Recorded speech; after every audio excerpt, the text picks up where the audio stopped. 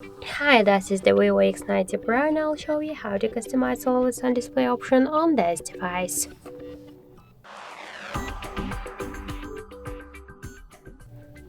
So first let's open the settings and then tap to lock screen and wallpaper. Click to always on display and to change the wallpaper the LED style just tap on one from these available tabs, for example to analog, digital clock, to personalize stickers, to use the signature, or just to use your own thumb. For example, let's use this one.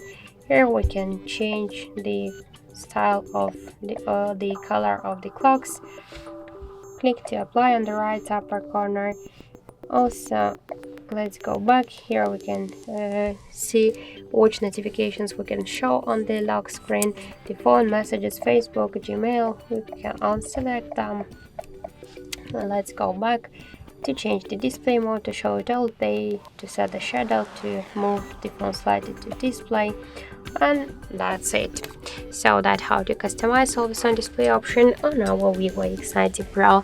Thank you for watching, and if you find this video helpful, don't forget to leave a like, comment and to subscribe our channel.